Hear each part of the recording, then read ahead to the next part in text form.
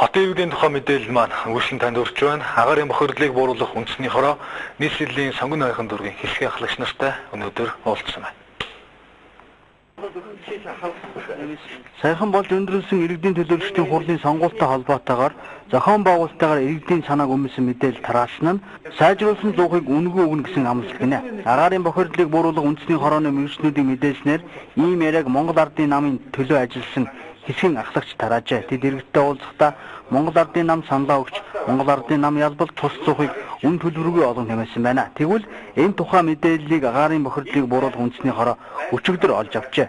Олон иргэд үнгүй зуухаа хэзээ өгөх вэ гэсэн асуултыг тавьж олон гомдол санал хэлснээр ийхүү тус хорооныхон сонгон хайрхан дүүргийн хэсгийн ахлагчтай уулзсан энэ байна.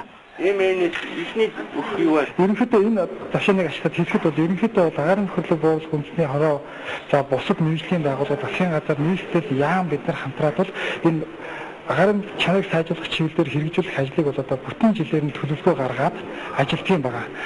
Одоо энэ сонгуулиас хамаарат аль нэгэн нам ялсан болон ялагдсанаас хамаарат одоо бидний ажиллагаанд ямар ч одоо өөрчлөлт орохгүй гэдгийг одоо хариуцлагатайгаар мэдэгдэж байна. Цаашдаа бас иргэдэг юм судал мэдээлэлд битээ автаасаа ер нь бид нар зуухыг үн төлбөргүй тараахгүй гэдгийг л надад шимтэлээ. Агаарын бохирдлыг бууруулах үндэсний хороо Монгол улсын ерөнхийлөгчийн дэргэд байгуулагдсан. Тэргүүнээр нь ерөнхийлөгчийн тамгын газрын дарга Цагаан, дэд даргаар нийслэлийн засаг дарга бөгөөд Улаанбаатар хотын захирагч Батүйл ажилладаг. Хорооны зорилго нь нийслэлийн утааг бууруулахад зориулж иргэдийг сайжруулсан зуух, боловсруулсан түлшээр хөнгөлөлтөө үнээр хангах явдал байна. Одоогоор иргэд 186-аас 93% хямд үнээр худалдаж авч байна. Өмнөх жилүүдийн дүн үзүүлэлтийг нэгтгэвэл 120 мянга гаруй зуух иргэдийн гар дээр хүргэжээ. Энэ жилийн хувьд 22 мянган зуух борлогдсон гинэ.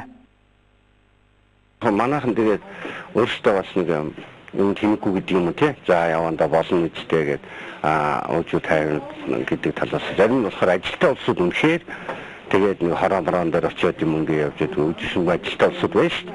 Тэгээ энэ чинь алслагдсан жоохон зайдуу дүүрэг болохоор хүмүүс нь өөрхий хамгийн ихний цагаа бол одоо тийм юунд замдаа яваад автобусанд яваад таарчсан шүү дээ. Тэгэхээр энэ ажилтаа байгаа энэ улсуудыг орхоод гэдэг юм уу.